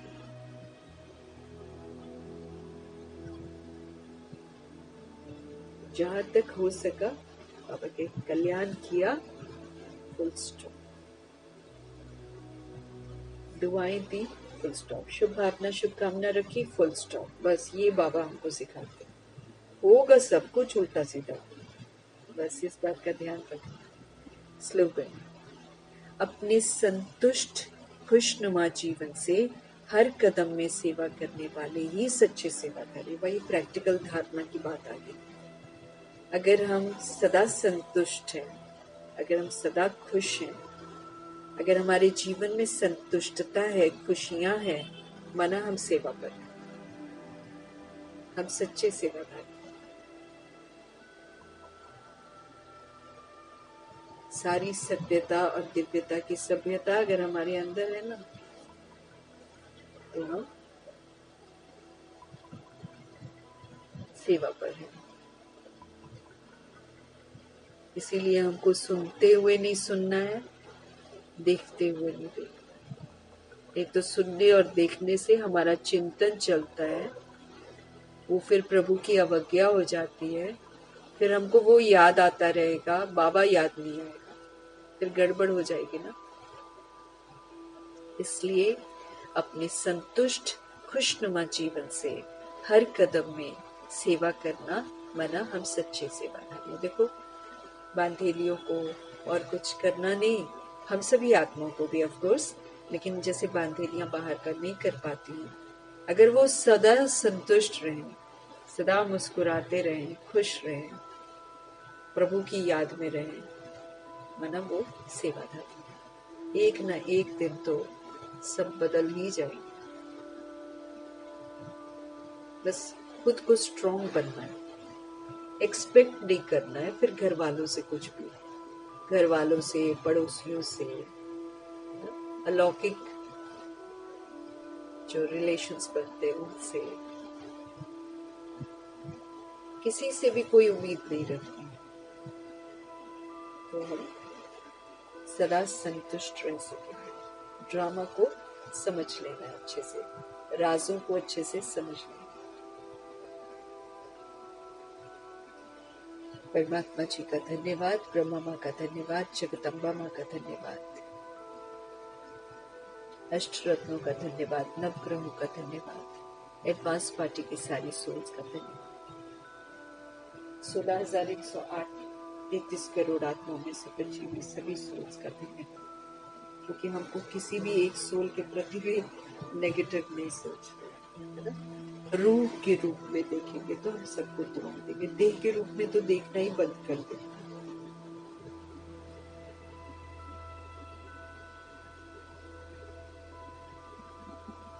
धरती, आकाश, जल, वायु, अग्नि, पांचों तत्वों का धन्यवाद।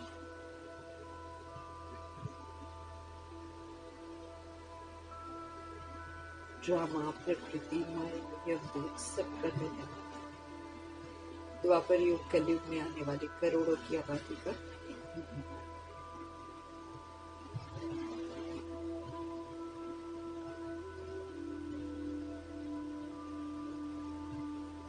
साधनों का धन्यवाद, साधन बनाने वालों का धन्यवाद, साथ में रहने वाली सोल्स का धन्यवाद, सहयोगी आत्माओं का धन्यवाद,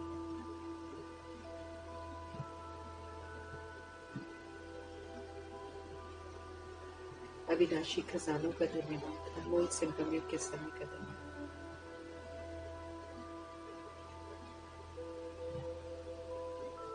शरीर रूपी इंस्ट्रूमेंट का धन्यवाद, पूरे यूनिवर्स का धन्यवाद, आप सभी सोल्स का धन्यवाद, सृष्टि की मेहमान नवाजी का धन्यवाद, और सभी सोल्स की तरफ से सृष्टि की मेहमान नवाजी का धन्यवाद, क्योंकि कई सोल्स नहीं जानते हैं, जी रहे हैं, इस पर कितना कुछ ऊट पटांग भी कर रहे हैं, उनको मालूम नहीं है कि हम सब मेहमान हैं यहाँ पर, अगर बोलते भी हैं तो एहसास नहीं है।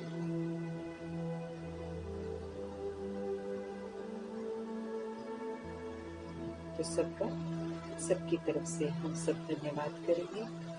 धन्यवाद करते हुए ओम शांति।